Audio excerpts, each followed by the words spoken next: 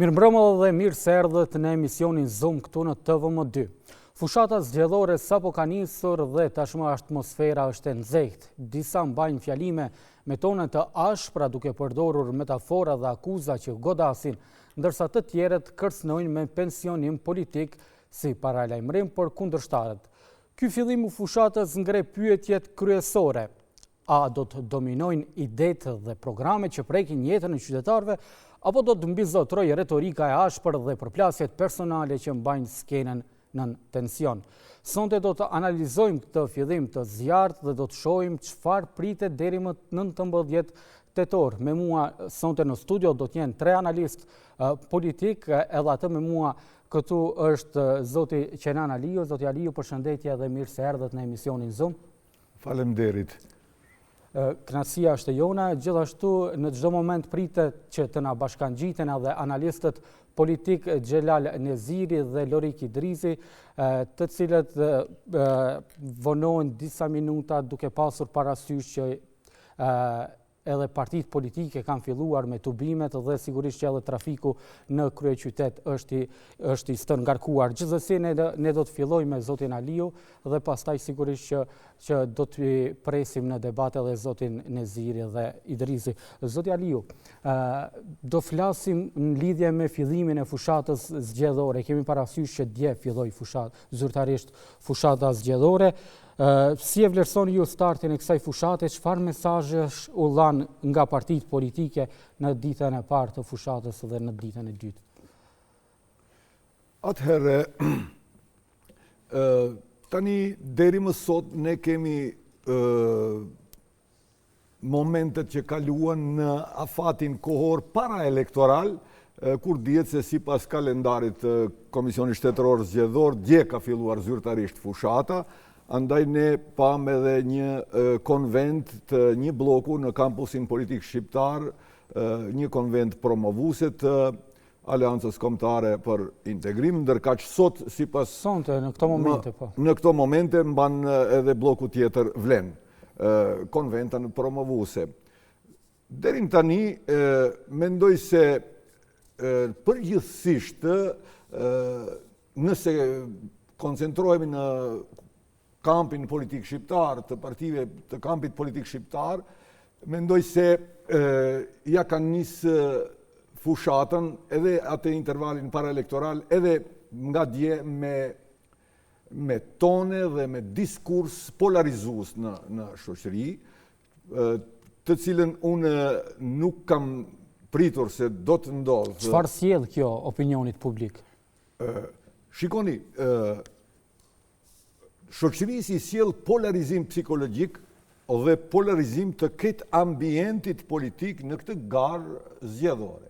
Duhet patur parasysh, edhe të gjitha teoritë politike kanë notuar se zgjedhjet lokale janë zgjedhje administrative, edhe pse rezultati gjegjesisht, epilogu i rezultatit e zgjedhjeve lokale në vendet e Ballkanit ndonse mund të ketë impakt edhe për zgjedhje tjera parlamentare që pasojnë, megjithatë në parim ato janë zgjedhje administrative. Andaj diskursi polarizues, ashtu siç dëgjuam në disa tubime paraelektorale që mua më kanë lënë për shtypje të zymt.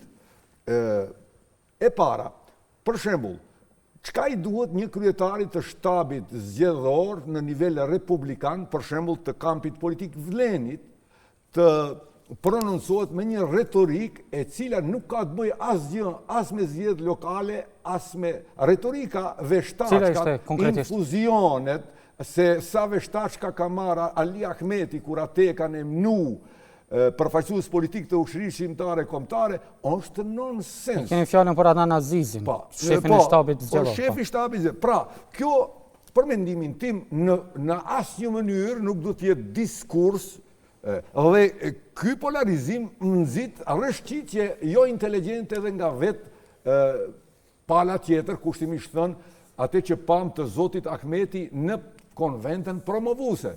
Pra, terma të cilët pa nevojë hyjnë në retorikën, aq më tepër edhe të parëve të partive, që mediat, respektivisht PR-et të ndryshme, të mund atë ta keq përdorin se kujt ju drejtua një fyerje e tillë, sepse edhe Zoti Ahmeti duhet ta ketë parasysh se në politik nuk vlerësohet ajo se çka ke dasht, edhe pse ai ishte i qartë se kujt i drejtoi një mesazh të tillë metaforik, por në politik nuk vlerësohet ajo se çka ke dasht të thuash, por çka the. Dhe ajo interpretohet dhe mund të lëviz në forma të ndryshme në media, sidomos në botën e internetit, në rrjetet sociale. Pra, ky diskurs që ka frym ofenduese, që nuk mban në ambientin e zgjedhjeve lokale, e polarizon shoqërinë. Prandaj unë nuk e kam pritur, por shpresoj se të dy kampet, megjithatë, ajo që dua të theksoj që në start, cili është generator i polemikave, i retorikës, i diskursit ofendues dhe polarizues, është kryeministri Mickovski.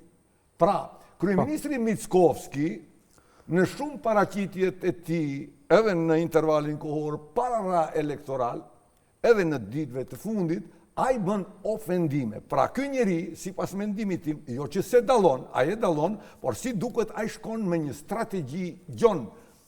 Ky nuk dallon postin e tij si kryeministër i vendit dhe si një kryetar i një partie politike. Kryeministri i vendit duhet të shpërfaq retorik empatie në shoqëri.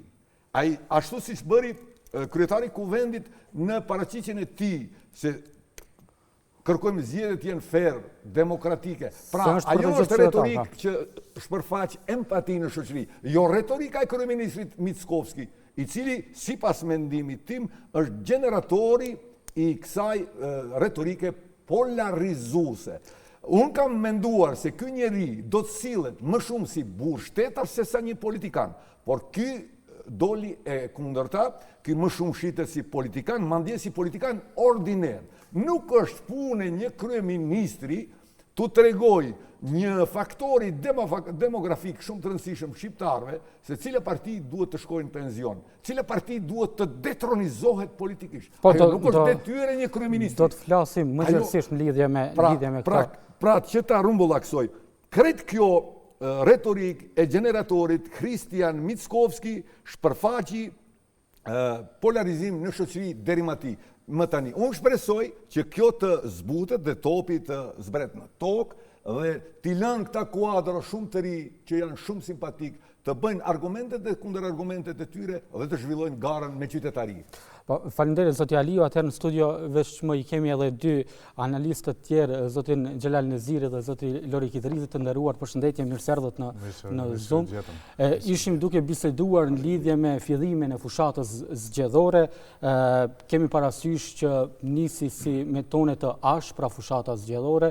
Atë e tha dhe zoti Aliu që kësaj retorike të ashpër i parapriju edhe një parafushat në cilën ishin partitë politike dhe ku ofendimet ishin të pranishme në opinionin publik. Zoti Nezir, ju si e vlerësoni këtë fillim fushate, çfarë mesazhesh dhan partitë politike? Në rast parë nuk e shoh si fillim fushatës, por si vazhdim të një fushate të filluar që para zgjedhjeve të vitit 2024. Pra është një fushatë e cila rrjedh që para zgjedhjeve parlamentare, me të njëjtat tema, është një vazhdimsi, me të njëjtat qëllime, është një reflektim i asaj që ndodhi pas atyre zgjedhjeve. Pra nëse analizoni se çfarë debatohet dhe ku është burimi i problemit të këtyre përplasjeve dhe këtyre fyerjeve, do të thoja, në publik, nga ana e rivalëve politik të bloku politik shqiptar, atë do ta gjeni te përbërja e qeverisë aktuale, legitimiteti i shqiptarëve dhe kush ka të drejtë të përfaqësojë shqiptarët në qeveri. Dhe kjo temë vjen nga zgjedhjet e kaluara, pra nga zgjedhjet e vitit kaluar për ato parlamentare, dhe kjo temë sikur e dominon edhe fushatën parazgjedhore të zgjedhjeve lokale.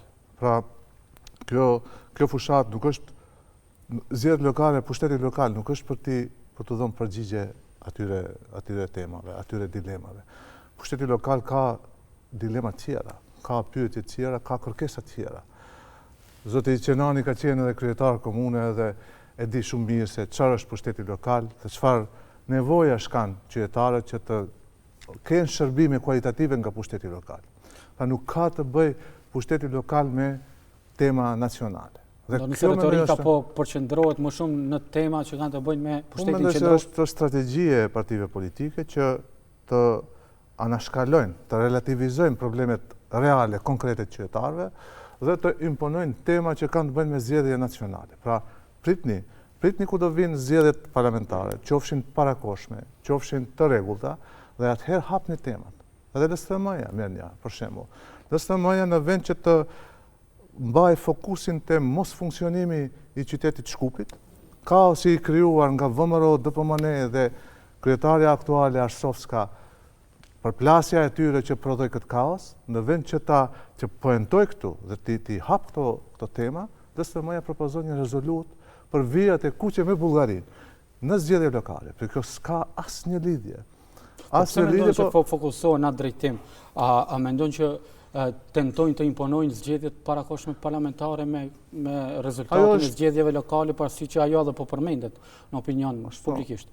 Ajo është njëri nga qëllimet. Pra, qëllimi i BDI sidomos është që të mendoj AKI-s tani si koalicion, mendoj që është të shkaktoj edhe zgjedhjet të parakoshme parlamentare. Si do të shkaktoj? Me ato që do të jetë një fitues, do të dalë një fitues dominues nga këto zgjedhje. Pra, me fjalë popullorçe do ta shkel kundërshtarin. Dhe në atë formë nuk do të jetë më asnjë pikë dyshimi se kush është përfaqësuesi shqiptar. Pra kjo është strategjia e BDI-s. Mirë, po strategjia e LSTM-s nuk duhet të jetë zgjedhjet parakoshme, për shkak se LSTM-ja s'ka asnjë lloj përkraje, asnjë lloj rritje brenda kësaj periudhe. Përkundrazi ka një rënje edhe më të madhe. Dhe gjithaj elektorat derdhet te Levica dhe derdhet te Znam. Andaj edhe është shumë e çuditshme se si LSTM-ja i propozon rezolut për çështjen me Bullgarinë, për vijat e kuqe, ndërkohë që ka një qytet të tërë kaotik, i krijuar nga VMRO dhe DPMN. Dhe nuk i orienton kritikat në këtë drejtim, por i krijon terren VMRO dhe DPMN-s të poentoj aty ku është më e fortë. VMRO dhe DPMN-ja më e fortë është te çështja me Bullgarinë, është te çështja me Greqinë. Pra te këto tema etnonacionaliste VMRO-ja poenton. Andaj edhe mendoj se është në interes të gjitha partive politike, pak a shumë, që të dominojnë temat nacionale. Pse? Për shkak se për temat lokale, për problemet lokale, nuk duhet shumë filozofi. Pra nëse duhet të ndërtoni kanalizimin, duhet keni projekt. Për atë projekt duhet gjeni mjete. Dhe do t'ju mbajnë njerëzit nesër për fjalë, se nuk e keni bërë këtë, nuk e keni bërë ujësillësin, nuk keni bërë parkingjet, nuk keni bërë pedonalet nëpër qytete, nuk keni krijuar kushte që komunat tona urbane të quhen vërtet urbane. Dhe për këtë arsye shesin atë mjegullnaj me tema nacionale, që edhe të ikin përgjegjësisë për atë që s'kan bërë, por edhe të mos premtojnë diçka për shkak se e dinë se zgjedhjet e ardhshme mund të jenë shumë shpejt dhe njerëzit do ta mbajnë mend atë. Pra do t'i mbajnë për fjalësh se ku i keni këto projekte që i premtuan. Andaj edhe kjo mendoj se është arsyeja pse temat nacionale janë dominuese në këtë zgjedhje. Po. Zoti Idrizi, ju si e keni parë fillimin e kësaj fushate dhe retorikën e partive politike? Po mendoj se ka qenë një polarizim i qëllimshëm. Te kampi shqiptar shohim, domethënë është një betejë e madhe diskursive.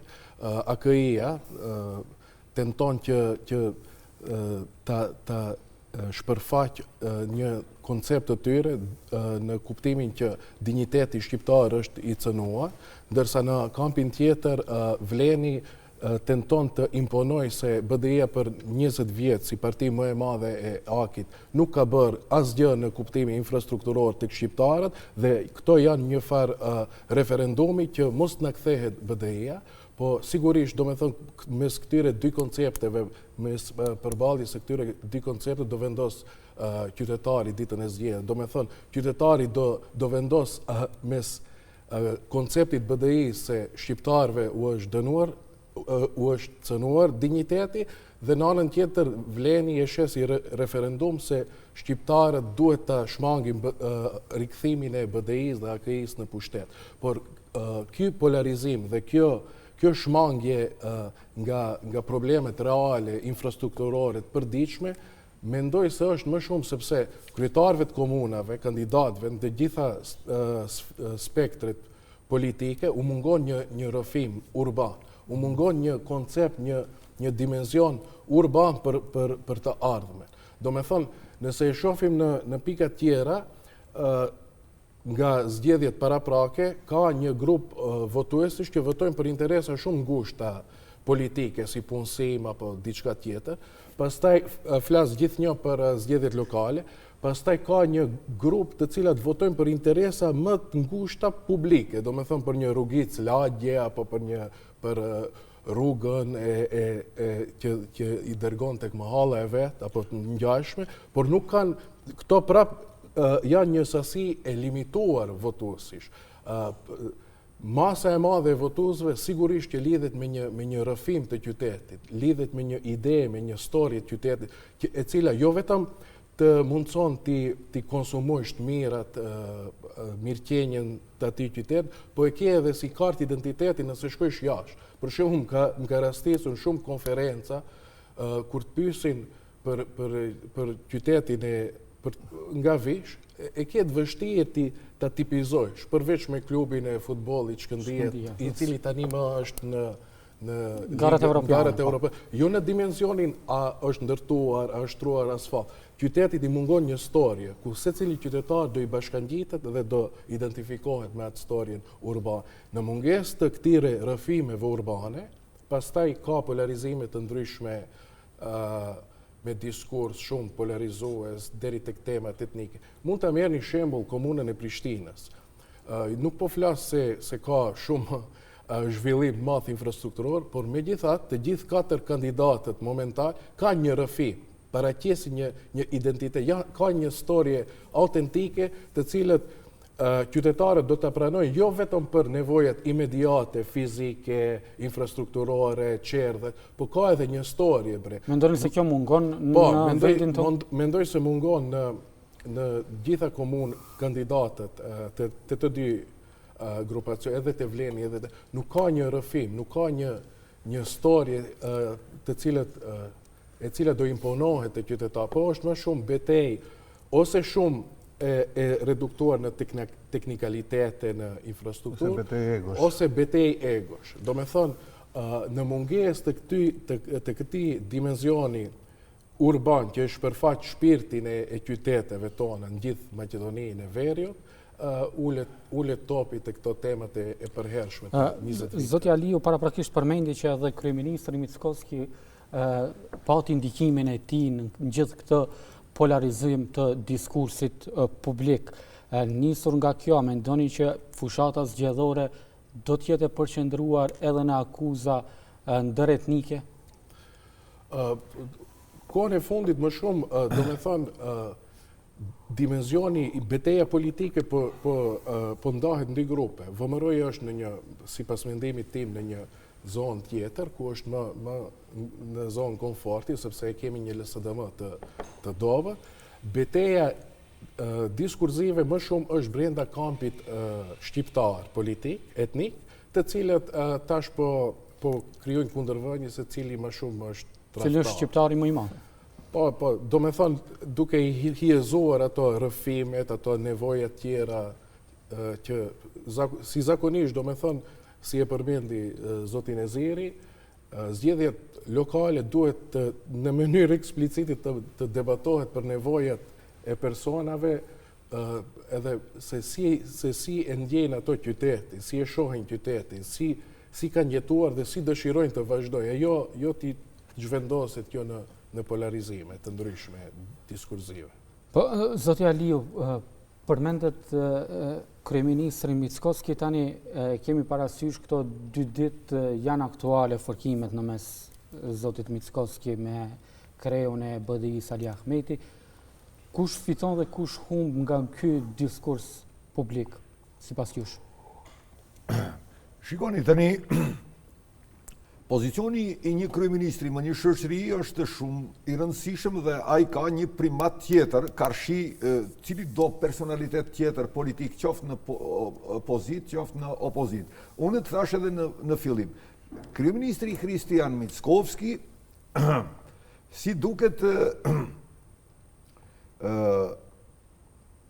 jo rrit një mendje se duhet sjellur, unë nuk di si e këshillojnë atë, nëse ai nga vetvetja prodhon një retorik të tillë, ai do të bindet shpejt se e ka shumë gabim. Nuk është çështja se këtu ka një hipotezë, a thua mund ta ketë ky kampi një pjesë e kampit shqiptar me kryeministrin, me VMRO-n, a mund të jetë një taktik kjo se ne të rritim ratingun ton edhe do të bëjmë retorik polarizuese në shoqëri, duke kontaminuar ambientin politik me fyrje se kush është ma patriot, kush është harrabel, kush është shqiponj, apo kryeministri Mickovski sikur shitet se një kryeministër në një shoqëri është vetëm një njeri i barabartë me çdo qytetar, por i cili ka kredibilitetin politik të moderojë me politikat publike në shtet. Ai nuk është faktor për ti të regu, të thash edhe parës, shqiptarve, si faktor shumë i rëndësishëm, historik, demografike, politik dhe ekonomik, se cila parti duhet shmanget nga skena politike.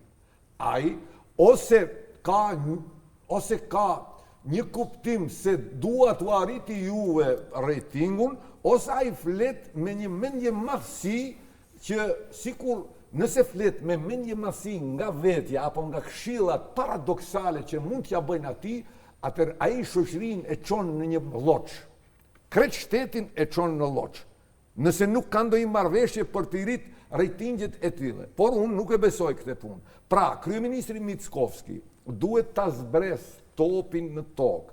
Ai tani luan duke joshur në forma të ndryshe kampet shqiptare, duke i përplas ato, duke i polarizu, si shtare zotin Eziri, për shkak se në zonën e tij, kushtimisht thënë, kemi socialdemokratët të detronizuar politikisht, të cilat dalin shumë të dobët sipas të gjitha sondazheve që janë bërë deri më sot. Edhe për këto zgjedhje lokale. Prandaj ai është koncentruar të polarizoj shoqërinë shqiptare. Unë mendoj se dhe pres që politikanët shqiptar, establishmenti politik i kampeve shqiptare, të vendgishtin në kokë, dhe ti lën këta gjemë të ri që janë kandidat të mundshëm për kryetar komunash, siç pash më një medium, atë të komunës të Arcës, zotin Nazim Taipi, zotin Daut Memishi, gjemë të ri resurset fuqishme politike, leni ata të japin argumentet dhe kontraargumentet. Ata debatoshin me një qytetari të lartë. Po, kur dalin këta të establishmentit politik të kupollave të partive, ata va detronizojnë ata. Pra, me vetë faktin që Izet Megjiti është kryetar partije dhe është kandidat në Çajir, Bilal Kasami kryetar partije dhe është kandidat në Tetov, ata e kanë retorikën e tyre për politikat lokale, mirë po del dikush nga establishmenti i shtabit zgjedhor apo të kupollës partijake dhe ja deformon gjithatë, ashtu siç ja bëjnë edhe Bajram Rexhepit këta. Bajram Rexhepi ka paraqitje simpatike, ashtu si edhe Bilali, për politikat lokale publike, por këta të politikës të partisë, këta ja deformojnë mesazhet e tij të sinqerta, si të Bilal Kasamit, ashtu edhe të Bajram Rexhepit. Pra këtu duhet kuptohet se debatet në cilët do gara zgjedhore, qoftë parlamentare, qoftë lokale, duhet të jepet mundësia dhe hapësira kandidatët të shpërfaqin argumentet dhe kundërargumentet e tyre. Ashtu si shta dhe Loriku, neve na duhen të ndërtojmë mjedise, jetese, që ketë tipizim ajo, të njihemi ne me ata. Nuk mundet, askush nuk flet se Maqedonia e Veriore akoma është shteti më i centralizuar në aspektin fiskal, jo vetëm me shtetet fqinje, por edhe në gjithë shtetet e Bashkimit Evropian. Pra, si mundet këta kandidat që etablojnë 3D projekte, ti realizojnë ata kur nuk ka decentralizim financiar shtet ligj. Askush nuk flet për nevojën imanente të ndryshimit të ligjit për finansimin e veçeverisive lokale. A keni dëgjuar flaset dikush? Aty e ke përveç shumë disa tatimeve e ke tatimi i vlerës së shtuar, e cila aktualisht është 4.5% e akumulimit të këtij tatimi në vitin prak dhe që në bazë të një formule u alokohet komunave gjatë vitit vijus. Ndërkaq kjo përqindje në shtetet fqinje është mbi 15%. Mos flasim për shtetet e Bashkimit Evropian.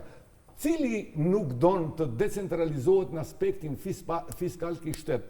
Nuk don qeveria. Pse? Para don t'i mbajë gjitha te vetja. Nuk e decentralizon. E keni vure, në fillim thoshin se duhet komunat, pushtetet lokale të përgatiten sepse mund të ndodhë keqpërdorimi i financave, derisa ata të plotësojnë kapacitetet e resurseve kadrovike, nuk mund t'ju japim shumë kompetenca apo për një decentralizim fiskal, sepse mund të ndodhin keqpërdorime. Pa nuk ndodhin keqpërdorime financiare në qeveri, në menaxhim me ministrit, plot ka keqpërdorime. Prandaj ky argument nuk qëndron. Mandej të ndalim edhe te po vetëm të marrë mendim edhe prej zotit Neziri, pastaj do e vazhdojmë diskutimin. Zoti Aliu përmendi edhe rolin e kandidatëve për kryetar komunash. Si e shihni rolin e kandidatëve për kryetar komunash në raport me liderët partijak? Apo jepet atyre hapësirë apo po mbeten në nhije? Unë mendoj se mbeten në nhije të liderëve partijak. Këtu realisht u pajtohem që duhet të jenë yje, duhet të jenë vetë kandidatët. Pjesa tjetër e partisë, ajo që nuk kandidon, duhet të rijë në prapa skenë dhe të ndihmoj atyre që të dalin sa më mirë.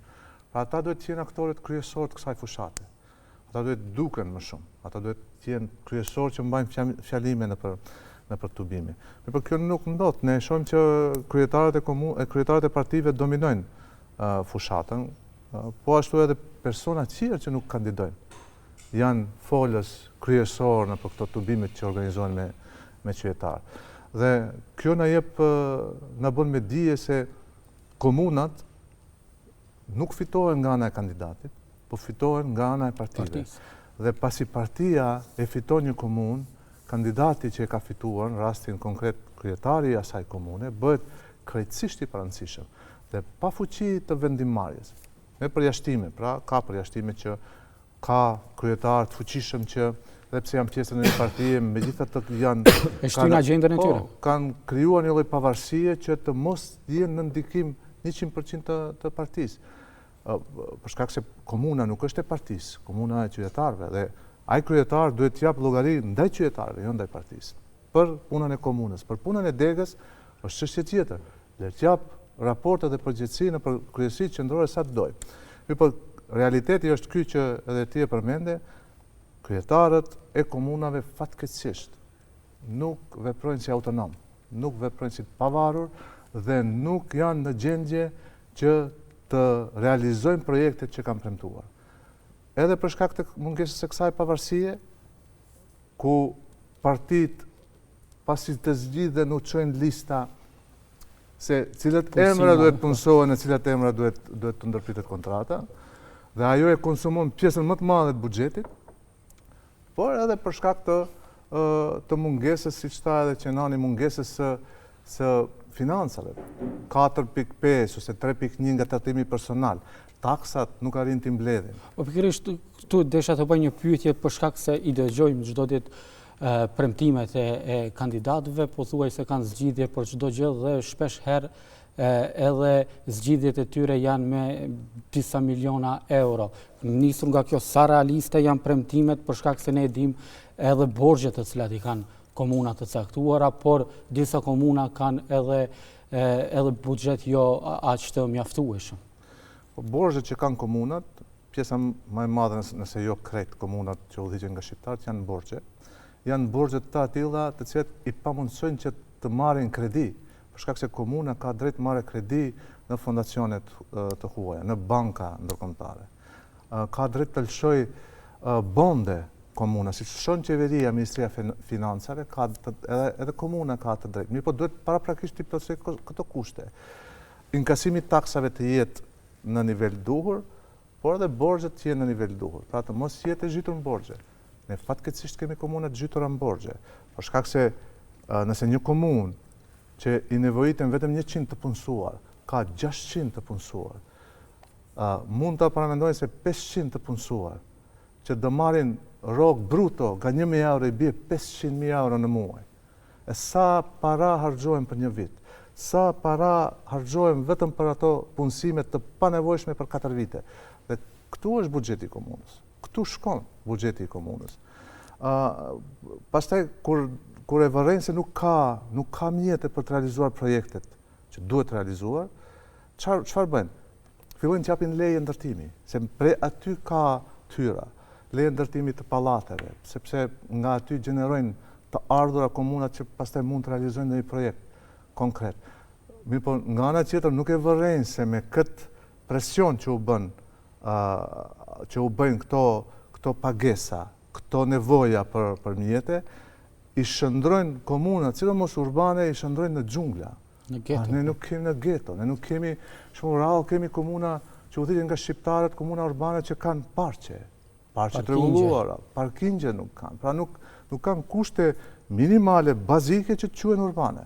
Andaj edhe mendoj se është çështja që kryetarët e ri të mendojnë pak më ndryshe, të kenë një qasje pak më ndryshe, edhe Loriku e përmendi, pra të qasin komunës pak më me një do të thoja me një filozofi pak më konstruktive.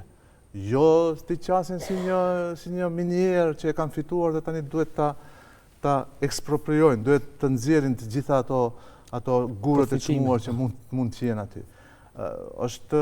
Komuna është në farë forme është një shtëpi e të gjitha atyre që jetojnë aty. Pra një kulm i të gjithë qytetarëve që jetojnë në atë komunë.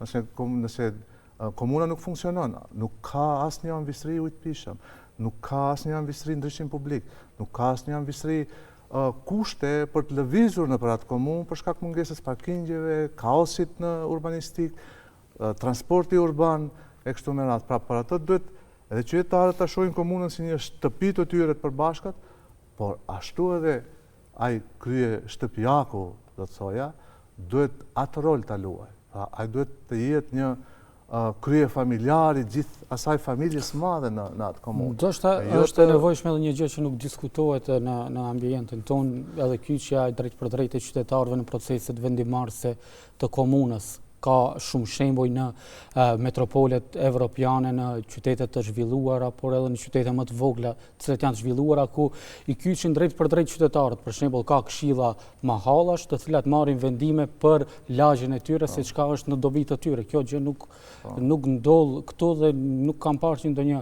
kandidat të jep ndonjë propozim të tillë. Nuk i dëgjojmë këtë gjë, po ka kandidat që bisedojnë me këshillat të bashkësive lokale, bashkësive urbane.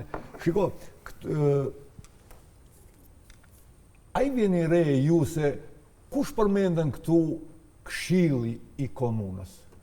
Sipas ligjit, përveç qeverisje lokale, këshilli i komunës është organi më i lartë në një pushtet lokal. Kryetari i komunës është organ individual, in nokos. Çka përfaqëson një kryetar komune sipas ligjit pozitiv? Një kryetar komune përfaqëson komunën. Shtrohet pyetja. Çka përfaqëson këshilli? Këshilli përfaqëson qytetarët e asaj komune. Kështu në mënyrë taksative është e normuar se çka përfaqëson këta dy organe më të larta. Pse zgjidhet një kryetar komune me vota të drejtë për drejta dhe të fshehta? Sepse ligjdhënësi, si në shumë vende demokratike, e ka paraparë se kryetari komunës që përfaqëson komunën, e prezanton komunën, të jetë një moderator në mes këshillit, që thehet ti me target grupe të ndryshme, të marrin mendime, të marrin iniciativa, të jetë një moderator në mes qytetarëve dhe këshillit të komunës për të harmonizuar kërkesat, ideet nga target grupet me këshillin si organ më i lartë i qytetarëve, para te ja jep ligjdhënësi kredibilitetin të zgjidhet me vota të drejt për drejta. Kështu duhet të unë do të jem shumë i lumtur të dëgjoj një prej kandidatëve, qoftë aktual, qoftë këta që synojnë të marrin këtë detyrë shumë fisnike, publike. A keni dëgjuar të thotë se flasim për një komunë, për shembull urbane, të thotë se në parcelën kadastrale kaq dhe kaq, me një hapësirë për kaq metër katrorësh, do të ndërtohet një ndërtesë e karakterit social, sepse komuna duhet të efektuoj mjete dhe të ndaj edhe për çështje sociale, se e ka kompetencë, ka mundësi të intervenojnë atë, të kujdeset për pleqt, për familjet. A ke dëgju ti ndahet një banesë, një jetim? Ore, këtu shoqata humanitare në Shqipëri dhe në Kosovë, ajo e Firdeusit edhe ky i jetimëve të Ballkanit, Halil Kastratit dhe Elvis Nachos kanë kontribuar më shumë se një digasteri, një ministrie të një qeverie, për shembull për politika sociale. Se cila shoqëri e ka të komunë duhet të kontribuoje, të bëje punën e vetë, të bëje projektin, të gjej lokacionin dhe të gjej mjete konstruksion financiar, burime financiare, për të ndërtuar një ndërtesë për çështje sociale. Asnjë jetim në këtë shoqëri nuk guxon kush talent pa kul mbi kokë. Ne nuk duhet jetojmë me atë logjikën e ka mingjën e ka dajën në Gjermani apo në Zvicër apo në Danimark. Ati i takon e drejt kushtetuese e drejt ligjore është çdo jetim të ketë kulm mbi kokë. Një pushtet lokal serios duhet të gjejë lokacionet, të ndërtojë këta ndërtesa dhe të shpërndahet në mënyrën më transparente atyre që kanë nevojë. Edhe pleqt, edhe pra kjo është ajo që demokracia dhe pushteti lokal nuk është vetëm bekatona, nuk është vetëm asfalt. Pushteti lokal frymon në shumë dimensione më një shoqëri. Pra, edhe për kushte në për shkolla, edhe për financim të rritjes së natalitetit. Ku mund zhvillohet një kom pa pasur fëmijë, si një theks i veçantë politik? Fëmia është një atribut i veçantë politik për një shoqëri. Pa fëmijë nuk ka as ushtri, nuk ka as punë, as punëtor, as shkolla, as universitete. Pra, prej aty fillon gjeneza e përparimit një shoqërie, të fëmijët, të nxënësit. Pra, një pushtet lokal do të ketë platformë të kaptin të posaçme, si ta vetëdijsojmë shoqërinë që ta arrijmë te këta gjëra. Kjo është. Atëherë, do kisha dashur edhe zotin Idrizin ta pyes në lidhje me kandidaturat, a mendon që ka ndonjë risi në këto zgjedhje lokale sa i përket emrave, por sigurisht edhe sa i përket projekteve të cilat ata deri më tani i kanë promovuar, edhe pse jemi në fillim të fushatës. Sa i përket emrave mendoj se nuk ka ndonjë risi, desha të lidhem me zotin Aliu parës kur e përmendi debatin e djeshëm të komunës së të Arcës, ishte një debat me të vërtet shumë konstruktiv dhe përmbajtësor, prej dimenzionit se nuk u premtuan gjëra të cilat janë të parealizueshme në këtë kuptim. Për shembull se ka shumë komuna dhe kandidat të cilët premtojnë projekte të tipit të AI, të inteligjencës artificiale, ku kolegu jon Xhelal Neziri e ka një si rubrik, do me thonë, se si të duken komunat tona pas disa viteve. Në këtë kuptim, i sugjeroj kandidatët e shumë më japim premtime të parealizueshme, sepse sa më të mëdha janë premtimet, aq më i madh është dëshpërimi. Dhe në këtë kuptim, kjo pastaj ka edhe një efekt zinxhiror, krijon letargji shoqërore dhe letargjia shoqërore krijon pastaj e nxit migrimin dhe dalim te narrativat se po ikin të rit dhe është një fakt.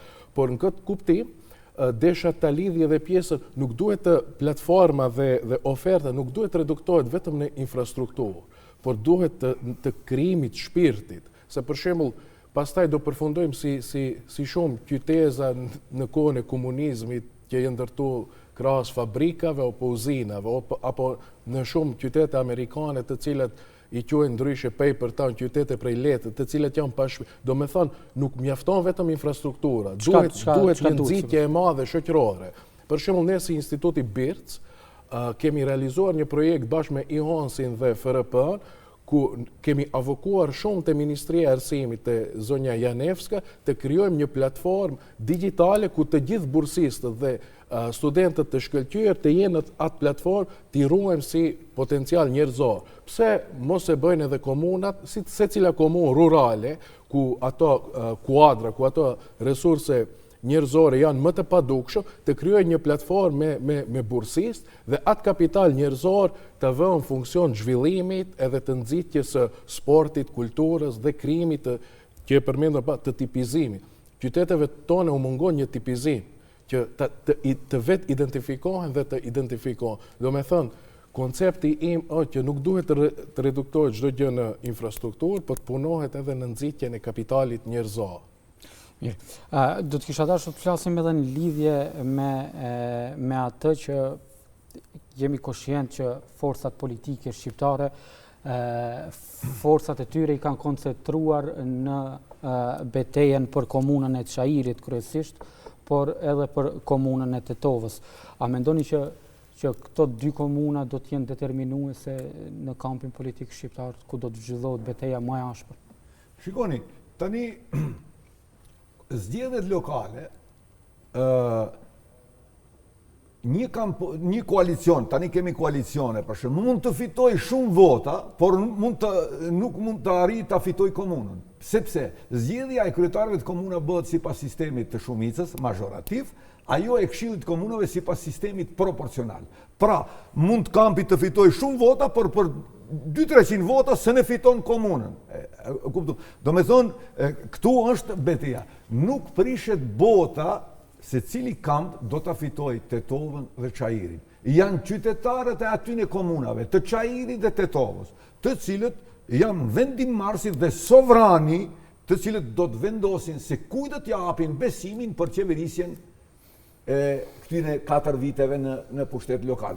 Andaj, pra, një kamp, një pjesë e ka Aki do të fitoj disa komuna, Vleni si blok do të fitoj disa komuna, por çështja është jo në numër kush sa ka fituar, por edhe cilët komuna janë, se këtu ligji nuk i diskriminon komunat rurale nga komunat urbane. Pra një ligj është ai, dhe nuk ka këtu shkallshmëri. Por ja, siç duket, është botërisht e njohur se poentimi i të dy bloqeve është koncentruar në Tetovë dhe në Çajir. Po pse mendoni se është koncentruar në Tetovë dhe Çajir? Çka i bëri partitë të koncentrohen në këto dy komunë? Numri i popullatës? Një është zonat, numri i popullatës, e dyta janë komuna urbane, e treta ata kanë strategjinë e zgjedhjeve tjera parlamentare, se këtu shumë pak mendohet për zhvillimin e komunave, aq sa mendohet si të akumulohen votat kur të vinë zgjedhjet tjera. Pra nuk prishet bota, të gjithë janë vëllezërit tonë ata, se kush fiton në atë komunë, për cilin do të vendosin ata qytetar, ai do të jetë ai që do ta ketë legitimitetin të qeverisë. Pra, Aki shkon me strategjinë si shta dhe zotin e Ziri, të temave pak të egzageruara, politike, kombëtare, gjoja se do të mund të efektuohen zgjedhjet parakoshme parlamentare, të dashurit e mi.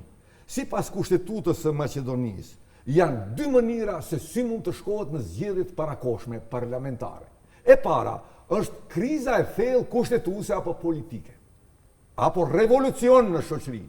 Dhe e dyta është kur 61 vota në parlament votojnë për veçpërbërjen e kuvendit. Pra këto janë 2 mundësit për të shkuar në zgjedhjet parakoshme. Pa mund gjenerohet ndonjë krizë pas zgjedhjeve lokale, apo nuk ka diçka të tillë? Nuk, krizë, ne nuk e dim se çka mund të ndodhë, por ajo se kush ka krizën politike mund ta shkaktoj dalja e bllokut Vlen nga qeverisja. Kjo është një variant. Mendoni që mund të ndodhë? Kjo si nuk mund të ndodhë, po mund të ndodhë, se ata janë gjemtri, ata din të anticipojnë truket politike. Kjo mund të jetë edhe mundshme. Ndërkaq, Aki inspiron antarët e saj, simpatizantët e saj, se ne do të efektuojmë zgjedhjet parakoshme dhe do të jemi në qeveri. Atëherë kur do të ndodhin ato, pra është vëmëroja ajo që ka ato mandate tani dhe është qelsi, flasim me një strukturim politik, demokratik, që kur i konvenon asaj të shkojë në zgjedhjet parakoshme.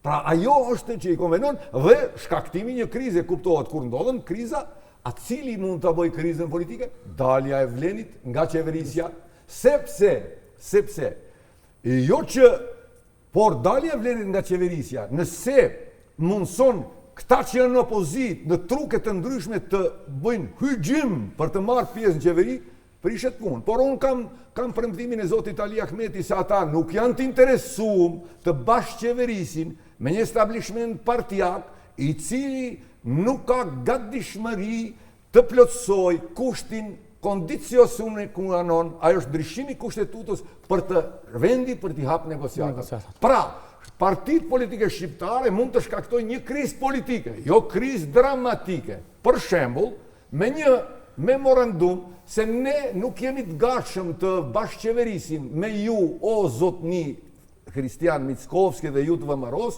se nuk jeni të gatshëm të shtyjmë vendin në integrimin e Bashkimit Evropian. Pra, marrëveshjen që ka nënshkruar shteti duhet të plotësohet. Ajo është kusht pa të cilin nuk mundet të ecish përpara. Pra, kjo është një momentum me të cilën shkaktohet krizë politike. Por kush thot se Kampi Vlen nuk mund të bëjë një gjë të tillë? Ani pse ai thot ne do të kjo këtë natyrshme është se edhe socialdemokratët kanë për krah me vota, kanë bërë koalicione të fshehta, të hapta, edhe parti tjera. Ajo është punë që por neve na intereson çfarë politikash publike qeveria e tablon në shoqëri. Politikat publike e cila nxit polarizim në marrëdhëniet ndëretnike në këtë shtet janë dështuese. Ky kryeminist aktual duhet sa më parë aq më mirë është që ta kuptoj dhe të vetëdijsohet. Nuk do të jenë shqiptarët lojë e trukeve të tij për t'i josh ato. Por do të vijë një moment politik në Maqedoni se jo bashkë çdo kamp politik do të synoj motiri pas dere dikuj, i cili nuk e kupton këtë shoqëri, këtë shtet si multietnik, si multikonfeksional, dhe se atë që thonë normat kushtetuese, ligjore dhe ndërkombëtare, se çdo qytetar është i barabartë para ligjit, duke filluar edhe nga kryeministri Kristian Mickovski. Po, do kisha dashur të marr mendim nga zoti Neziri për gjithë këtë që e tha zoti Aliu. Biseduam për betejën në Çajër dhe Tetov, a është betejë përtej karakterit lokal apo jo, zoti Neziri? Shif, kur flasim nga perspektiva e qytetarit, thamë se neve na interesojnë vetëm temat lokale, nuk na interesojnë këto zgjedhje tema nacionale, çështja me Bullgarinë e kështu me radhë. Mirë po, është shumë legjitime që partitë politike në strategjitë e tyre të mos lidhen vetëm në parë zgjedhje. Pa ato nëse kanë strategji 5 vjeçare ose 10 vjeçare.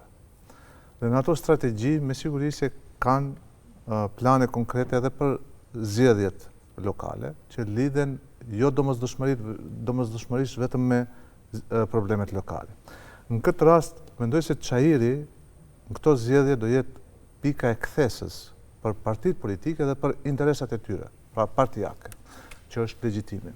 Pika e kthesës në kuptimin se kemi 2 koalicione, Vlen dhe AKI, të cilat nuk janë të qëndrueshme, nuk kanë sinergjinë e mjaftueshme brenda tyre që të funksionojnë si një trup i vetëm, nuk kanë hierarki të qartë se kush kujt i përgjigjet dhe kush për çka jep përgjegjësi, dhe si të tilla shumë shpejt mund të shpërbahen.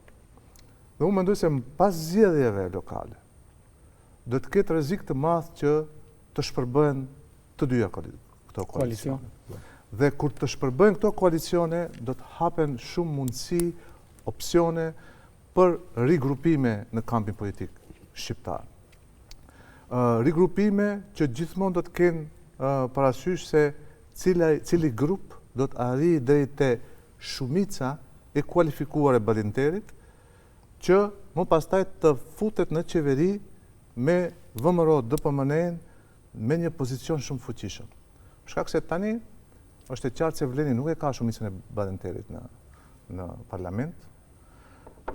Edhe 2 deputetët që i ka VMRO-ja nuk përbëjnë atë numër të nevojshëm për atë shumicë kualifikuar balenterit, që është 50%, mbi 50% e deputetëve të bashkësive etnike, që i bie 19 ose 20 deputet dhe të ketë qeveria, nga bashkësit jo maqedonase që të ketë atë shumicë të parlamentarit, që nuk e ka për momentin, dhe kjo në farë forme i jep një mjet fuqishëm opozitës që të bllokojë çdo ligj që kërkon shumicë të parlamentarit.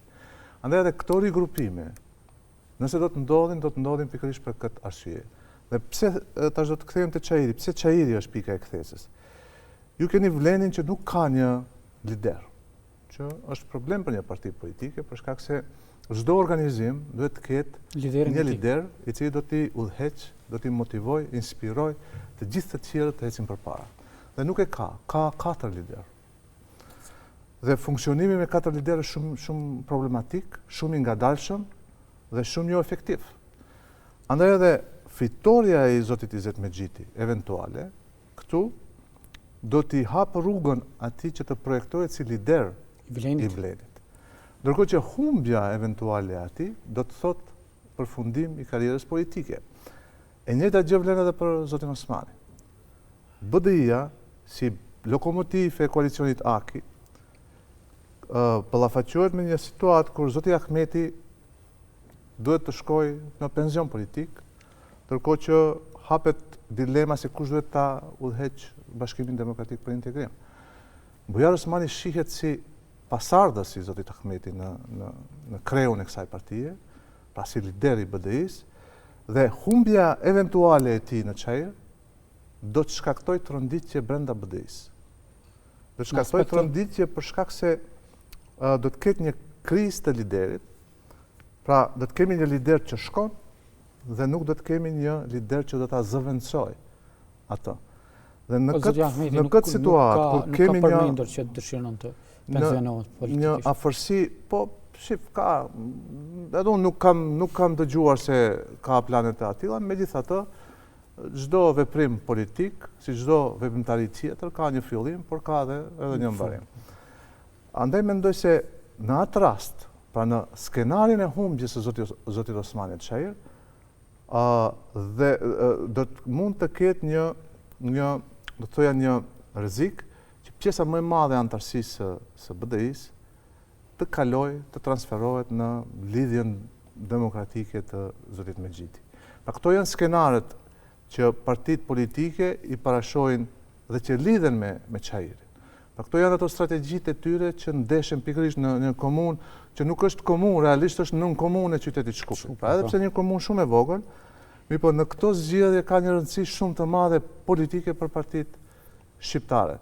Dhe mendoj se në Çajir realisht do të ketë njëri prej këtyre kandidatëve do të ta përfundoj karrierën politike dhe më pas rezultatet e zgjedhjeve në Çajir do të pasqyrohen edhe në dinamikat politike në nivel nacional. A mund të kemi hyrje dalje të qeverisë që i përmendi edhe zoti Aliu paraprakisht pas zgjedhjeve? Nuk i përjashtoj. Nuk i përjashtoj për shkak se Maqedonia e Veriut, pa marrë parasysh refuzimet e zotit Mickovski, nuk mund të qëndroj në vend numëro, në vend dhe të mos ecë para në integrimin në Bashkimin Evropian në pafundësi. Ne kemi një Shqipëri që ecën me shpejtësi marramendse përpara dhe kemi një Maqedoni e Veriut e cila ishte në grup me Shqipërinë që ka ngecur. Dhe kjo ngecje pastaj mund të krijojë frustrime të tjera brenda, sidomos në raportet ndëretnike. Andaj mendoj se nuk mund të qëndroj në vend. Që të ecë përpara do duhet të ndodhë diçka. Ose, siç e përmendi zoti Aliu, vlen të tërhiqet nga qeveria. Ose të krijohet një qeveri e formatit më të gjerë që kërkon realisht STM-ja. Ose të ketë zgjedhjet parakoshme. Edhe kryeministri Mickovski paralajmëroi që edhe ai do të dalë me rezolutë të tij pas zgjedhjeve lokale. Tash nuk dim çfarë rezolute, me siguri i pret rezultatet e zgjedhjeve lokale. Se me siguri do të shkojnë zgjedhjet parakoshme nëse rezultatet e zgjedhjeve lokale do t'i tregojnë atij se do të fitojë më shumë deputet që ka. Dhe nëse ai fiton më shumë deputet sa që ka për momentin, atëherë normalisht që logjika politike thotë që zgjedhjet e parakoshme do të sillin përfitime politike për të, por edhe do t'i japin një mandat të pastër para për të sjellë ato vendime të dhimbshme, për të përfshirë bullgarët në kushtetut dhe për të zhbllokuar procesin e integrimeve ose të negociatave për integrim në Bashkimin Evropian. Dhe këto janë kalkulimet politike që lidhen me interesat ngushta partijake, të cilat natyrisht se çdo skenare bëjnë të mundshëm. Zoti Idrizi, ju si shihni këto strategjitë e partive politike, përmendëm koncentrimin e forcave politike shqiptare në Çajër dhe Tetov? Pajtohem këtë pikë sepse gjithnjë Tetova dhe Çajiri, domethënë si përfaqësimi i Shkupit, janë qendra politike për shqiptarët e Maqedonisë. Tetova dihet, domethënë jo rastësisht edhe partitë politike i kanë qendrat e tyre jashtë kryeqytetit. Kjo shumë domethënëse. Domethënë Tetova ka një bonitet të madh politik, por Çajiri kësaj radhe duket se pikë më e zjarrt, sepse Izet Mexhiti sinon nëpërmjet një fitorie potenciale e projekton, mendoj se projekton veten si bartës i Vleni dhe të marrë trashëgiminë e BDI-s në një farë mënyre nga mundësia e derimeve dhe votat tjera që synon të i marrë nga BDI. Do me thonë Çajiri do jetë hotspoti i kësaj zgjedhjeve, i këtyre zgjedhjeve për mendimin tim, ndërsa Tetova dihet që nga pavarësia e shtetit Maqedonisë Veriut është një qendër politike e ka mendsinë e qendrës për shqiptarët e Maqedonisë. Po, sigurisht do të kisha dashur të komentoj edhe në lidhje me, domethënë gjatë gjithë debatit, biseduam lidhje me këtë polarizim që ka ndodhur në fillim të fushatës zgjedhore, por sa kjo mund të ndikoj në dalshmërinë e qytetarëve në zgjedhje lokale, zoti Aliu. A mund të irritoj ato? Pra, kjo qasje, nëse vazhdohet, unë mendoj se duhet përmirësohet, thamë parës, mendoj se duhet përmirësohet nga të dy palët, nga të dy kampet, të përmirësohet kjo gjuhë, kjo retorik, dhe mund të ndikoj. Pra, nga ana tjetër, ka momente që një qasje e tillë bën irritim të daljes në akses. Megjithatë, sipas mendimit tim, përqindja në aksesit në votim kësaj radhe do të jetë më e vogël në krahasim për të gjitha partitë politike, qoftë të kampin Maqedonas, qoftë në kampin shqiptar, se sa për shembull të ata të 2021-shit. Ose do të jenë ekuivalent me atë përqindje që donë.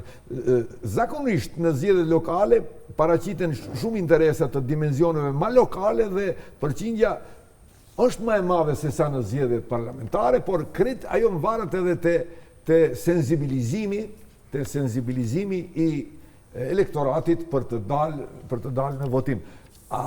Ajo që thamë parës, formula ma e përshtatshme dhe ma qytetare do t'ishte ajo, këta gjemë tri t'i lënë që janë kandidat potencial për të fitu këta detyra publike, t'i lënë të debatojnë, të prezentojnë idetë e tyre, argumentet e tyre, kundër argumentet e tyre, pa ofendime, me një gjuhë qytetarie dhe njerëzit do të shpërfaqin empati ndaj kësaj sjellje, mbas edhe aksesi do t'jetë. Kur shoqëria polarizohet, irriton edhe masën. Atëherë ai ose mbetet indiferent, megjithatë në elektoratin shqiptar ka arrit një koncept në psiqikën e tyre se duhet votuar, sepse ka një aksiom që thot ata që nuk votojnë do të udhhiqen nga vendimi i atyre që kanë votuar. Pra, po nuk dole të votosh, a ke pas mundësi të votosh, do të udhëhiqesh nga vendimi që kanë marrë të tjerët që kanë dalë të votojnë. Pra, 4 vite është. Prandaj tim secili me votën e vet, me verdiktin e vet, e jep një kontribut dhe një anim se kujt duhet t'i besohet qeverisja. Nuk mund të thuhet për askant edhe për këta që kanë për herë të parë që kanë ambicie për këta poste të kryetarëve të komunave. Ne duhet t'u jepet edhe mundësia edhe atyre për t'i parë se si do të qeverisin ata. Ne nuk e dim si do të qeverisin, por ne qytetarët duhet u japin shansën nëse besojnë se ata do të qeverisin mirë. Zotin Aziri, juve deshat ju pyes në lidhje, jeni një gazetar me përvojë dhe sigurisht që keni përvojë edhe në këto çështje, sa mund ndikojnë rrjetet sociale në formësimin e opinionit publik dhe sigurisht sa është rreziku i dezinformatave. Kemi parasysh që gjatë fushatave zgjedhore edhe dezinformatat janë të pranishme në ngritjen e tensioneve politike. Shif, ka një pjesë, më duket ishte mbi 80% e njerëzve në Maqedoninë e Veriut kanë profile në rrjetet sociale, sidomos në Facebook.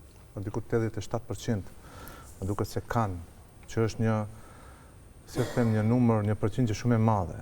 Gjithashtu edhe shumica e tyre marrin lajmet nga rrjetet sociale, nga Facebooku kryesisht. Pjesa më e re e popullatës i marrin nga Instagrami dhe nga TikToku, që po ashtu shfrytëzohen nga ana e partive politike për të shpërndar informacionet ose për të shpërndar porositë e tyre. Dhe këto numra i bëjnë rrjetet sociale një burim edhe të informacionit, por edhe të dezinformatave për vetë qytetarët. Dhe këto dezinformata deri më tani në masë shumë të vogël, por janë të pranishme. Pra i përdorin partitë politike. Ka raste që prej këtyre dezinformatave bien edhe vetë funksionar të nivelit më të ulët të këtyre partive politike që i shpërndajnë. Dhe mendoj se është një, do thoya, janë këto goditje poshtë brezit. Pra janë goditje të palejuara në një garë korekte, fair, demokratike, që duhet ta kenë kandidatët, por edhe partitë politike në listat për këshilltar në këto zgjedhje lokale. Është detyra e vetë gazetarëve që t'i luftojnë këto lajme të rreme, që ta ruajnë pastërtinë e garës. Pra, zgjedhjet janë si një garë, si një ndeshje futbolli, ku ka rregulla, ku nuk mund të përdorish gjithë fuqinë, gjitha mjetet për të arritur te fitoria. Pra ka një arbitër që të sanksionon. Dhe këtu arbitri nuk është vetëm KSZ-ja si institucion i autorizuar për mbarvajtjen e zgjedhjeve, nuk është vetëm qeveria si një trup i cili duhet të siguroj mbarvajtjen demokratike të zgjedhjeve, por janë edhe vetë qytetarët dhe mediat konkretisht që duhet luajnë një rol konstruktiv, kur bëhet fjalë për transmetimin e mesazheve të kandidatëve dhe partive politike drejt të qytetarëve. Duhet të luajnë një rol pozitiv edhe në kërkimin e llogarisë nga kryetarët aktual që kandidojnë edhe për një mandat. Pra ka disa të tillë, për disa është mandati 2, për disa është mandati 3, për ka edhe për mandat të 5 që kandidojnë dhe kanë shumë gjase që të fitojnë. Është rasti i Stefçi Jakimovskit për Karposhin, i cili kërkon tani mandatin e 5, edhe pse është në listën e zezë amerikane.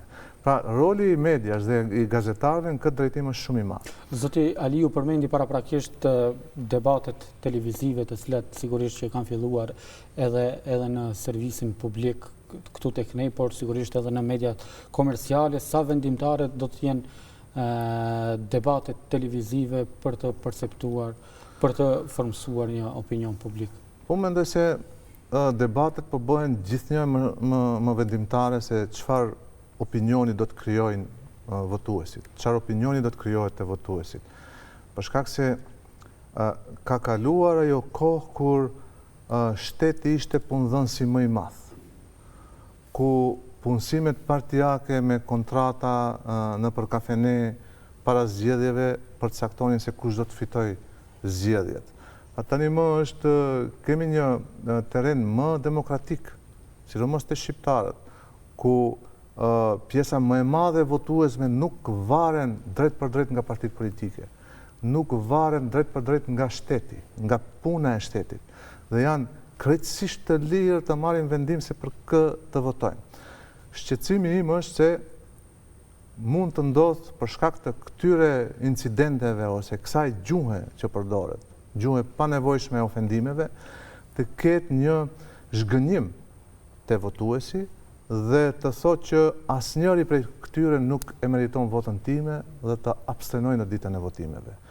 Ose për shkak të mungesës së rezultateve, mungesës së realizimit të premtimeve që janë dhënë jo vite, po dekada me radhë, merrni shumë projekte madhore në të gjitha komunat e rëndësishme, sidomos shqiptare, janë bërë çdo cikël zgjedhor, lokale e parlamentare, të njëjtat premtime. Dhe tani kur përsëritën sërish, edhe një herë zhgënjimi është në formë refuzimi që të marrë pjesë në zgjedhje. Ose do të marrë pjesë në zgjedhje dhe do ta bëj një X, do ta bëj flet votimin e pavlefshëm. Është koha që të kemi një qasje më të sinqert të kandidatëve ndaj votuesve. E përmendi edhe Loriku, të ketë premtime që janë të realizueshme, të ketë projekte për cilat do të tregojnë edhe ku do t'i marrin mjetet. Se ne dëgjojmë shumë debate ku kandidatët tregojnë projektet që i kanë. A burime financiare? Ku, me çfarë? Pra, me çfarë do t'i realizojnë?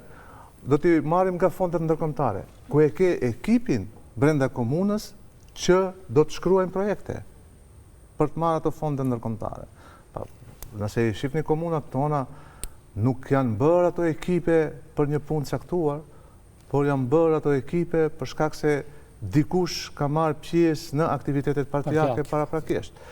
Pra, meritokracia duhet të vihet në vend, duhet të krijohen ekipe profesionale brenda komunave që jo vetëm do të fitojnë projekte, por edhe do të gjenerojnë brenda komunës të hyra, pra nga taksat, nga pra komuna ka drejt të vendosë taksat që nuk ka në komunat tjera, varësisht nëse është komunë turistike, nëse është komunë që ka në specifik, ose ka në një aktivitet nga i cili mund të vjel taksa, pra mund të vendos taksa, taksa në lejet e ndërtimit, pra ka shumë mënyra që të mbush buxhetin. Dhe kur të mbush buxhetin, pastaj duhet të përmbush të gjitha ato nevojat që i kanë qytetarët. Pra kemi nevojë për një ndryshim rrënjësor të mendësisë se çfarë është komuna, çfarë është kryetari i komunës, çfarë është këshilli siç e përmendi zoti Aliu, për çfarë shërben komuna. Pa nuk është komuna qëllim në vete.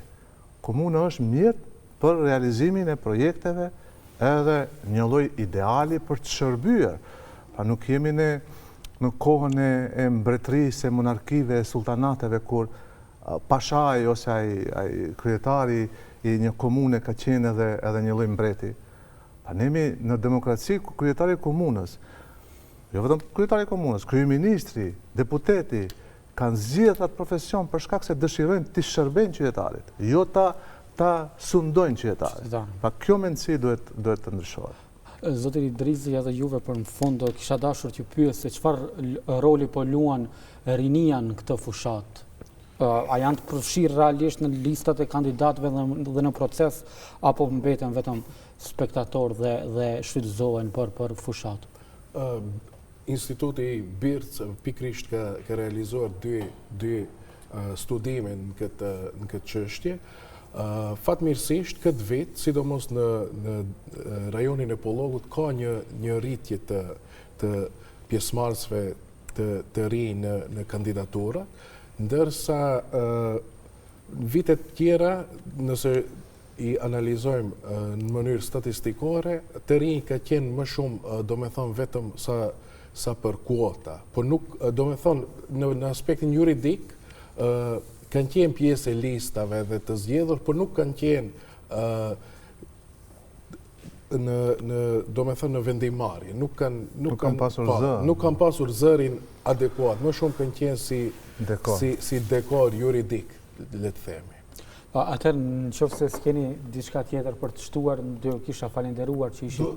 Ersa, do të kisha shtuar për fund se larg lajmeve të rreshme, si tha edhe zoti Neziri, larg deepfake-ve, leti dallojnë çka janë gazetarët, kush janë gazetarët dhe çka janë grupet e PR-eve të kampeve politike, të cilët paguhen për ta bërë një agjitim, një propagandë të tillë. Ti dallojmë ato punë. Nuk duhet kontaminuar psikologjia e qytetarëve me informacione të rreshme, se ajo është turp, ajo tham parës deformon shoqërinë. Dhe të dinë të gjithë të ri dhe të reja, qytetarët, se pas 19 tetorit vjen 20 tetori. Jeta vazhdon. Klasat politike, establishmentet partijake, bashkohen edhe se i bashkojnë interesat. Shpërndahen sepse për shkak të interesave. Unë kam thënë me një auditor tjetër vjet, do të vi koha që ndonjë subjekt nga Vleni do të kaloj në front, ndonjë nga fronti do të kaloj në Vlen. Dhe kështu disi edhe po ndodh. Pra, askush nuk duhet të habitet se çka mund të ndodh pas vitit të ri. Pra, politika është interes, por mbi të gjitha është edhe një disiplinë, është edhe një shkencë e cila e çon shoqërinë përpara. Nuk është vetëm interes. Pra nuk duhet të bijnë prej instrumentalizimeve të ndryshme, por të mbajnë krenarinë e tyre, zgjedhjet ti konsiderojnë me sportivitet, sepse dita e zgjedhjeve duhet të jetë ditë feste, jo polarizim i shoqërisë. Pra, dilni dhe votoni para të që mendoni ju se është më i miri, jo me ujëdhnu, me kushrit, me miqt, me shok, apo me politikan. Pra, të jetë ditë feste, dhe kjo është qytetaria për një kom. Në shoqëri, ku ka incidente dramatike për shkak të motiveve banale, ajo shoqëri nuk mund të esë përpara. Ata sjellje, ata incidente denigrojnë kombin. Ne, shqiptarët, kemi tregu se këtë punë dim të bëjmë me qytetarinë më të lartë. Prandaj dhe uroj që edhe dita e 19 tetorit tjetë një ditë feste për demokracinë dhe për shqiptarët. Sigurisht urojmë edhe ne për një fushat të qetë dhe sigurisht që edhe dita e zgjedhjeve të shkojnë në atmosferë sa më të qetë dhe pozitive. Zoti Aliu, faleminderit që ishe sonte me ne në studio. Zoti Neziri, zoti Idrizi, faleminderit edhe juve. Shikues të nderuar, unë ju falenderoj edhe juve për vëmendjen. Nga unë Ersan Pajaziti, natën e mirë.